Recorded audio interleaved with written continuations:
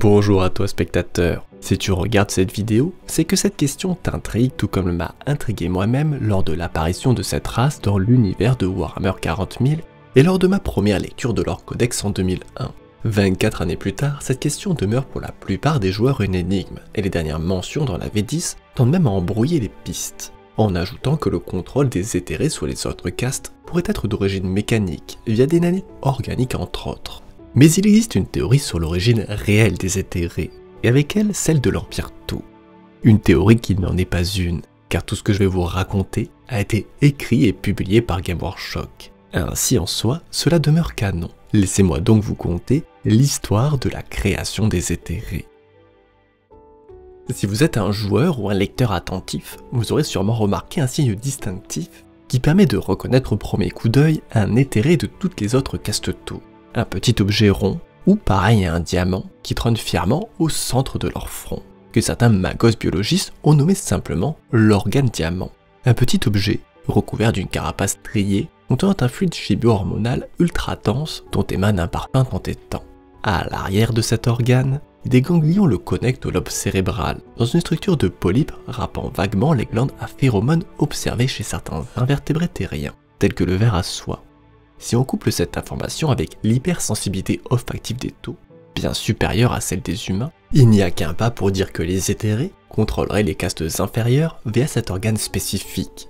Mais cela n'explique pas leur apparition, et pour cela il me faut vous parler d'une autre espèce xéno, les Quorls, découvertes pour la première fois dans le Segmentum Pacificus, par les colons d'une arche coloniale de l'Anistratum.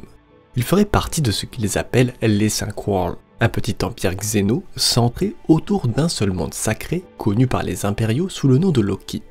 Un empire dont ils ont marqué chaque monde, chaque astéroïde, chaque astre de pierres de repérage, de monolithes ou de sites archéologiques. Tout commençant par la même déclaration audacieuse parlant de la supériorité de l'essaim, de sa propriété sur le dit monde et de son objectif de dominer le centre galactique.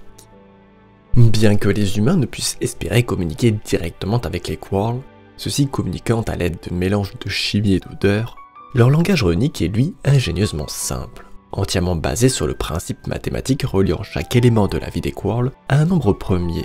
On sait ainsi que ceux-ci descendent d'une race d'invertébrés ailés, bien que tous naissent égaux, plusieurs souches distinctes se développent au sein de la nurserie larvaire, cette différence résultant de la consommation forcée d'une soupe hormonale sécrétée par la reine. Celle-ci étant responsable d'une génération complète de mâles en pondant plusieurs milliers d'œufs chaque jour. Les Quorls vivent dans une vaste structure en nid d'abeilles qui gravite autour de leur monde sacré et sur lequel est déposé le corps de leur mort.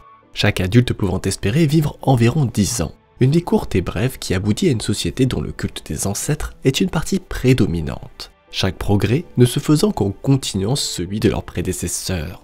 La seule exception à cette courte vie est la reine elle-même dont on suppose qu'elle peut vivre des centaines, voire des milliers d'années.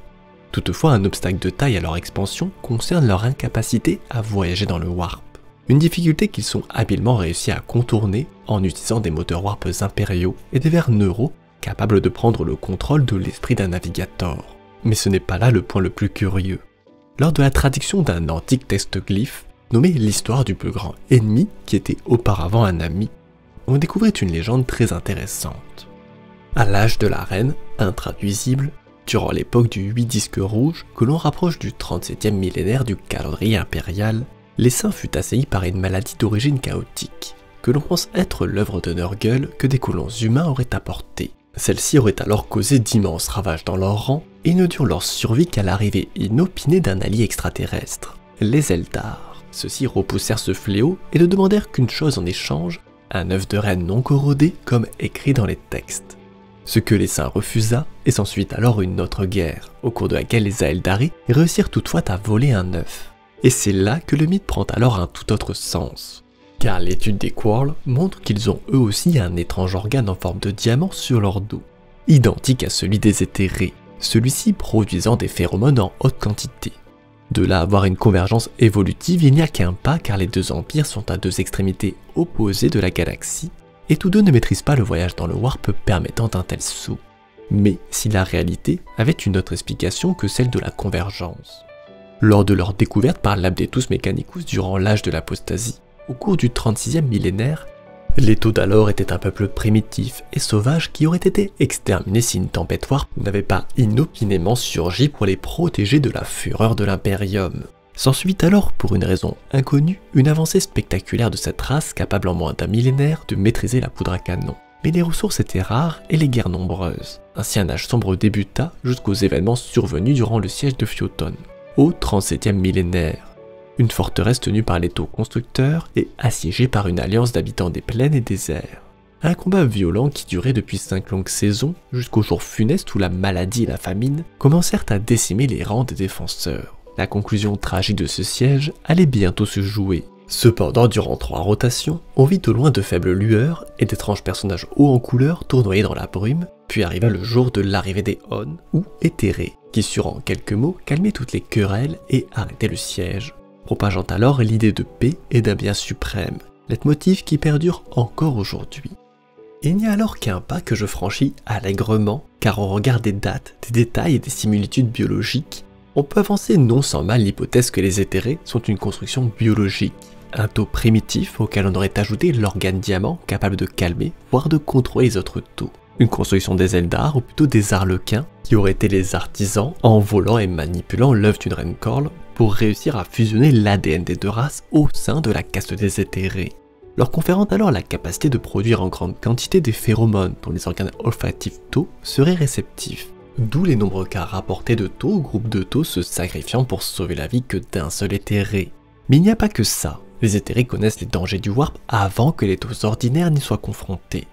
Ainsi sur le monde de Moloch, lorsque le commandant Farsight fut en prise avec des démons de cornes, Lon Xa évoqua l'ennemi, et si on y ajoute la citation énigmatique d'Altradultran, grand prophète du Trey, qui décrit la race des Tau en ces quelques mots, j'ai suivi avec le plus grand intérêt les myriades de futurs potentiels des Tau. Même si leur civilisation n'est qu'une poussière comparée à la nôtre, je ressens une étrange protection autour d'eux.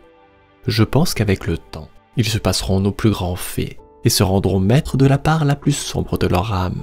Que dire de cette attitude bienveillante aux antipodes de celle que les Aeldari ont vis-à-vis de l'Imperium, car les Tau sont leur outil contre le chaos, ceux-ci n'ayant qu'une très faible résonance dans le Warp, et les cas de possession démoniaque sur leur race ne se comptent que sur les doigts d'une seule main. Ainsi les Eldar auraient créé les éthérés afin de contrôler et de guider cette jeune race sur le chemin qu'ils leur auraient tracé. Une route qui demeure toutefois un mystère, enfin, pour le moment.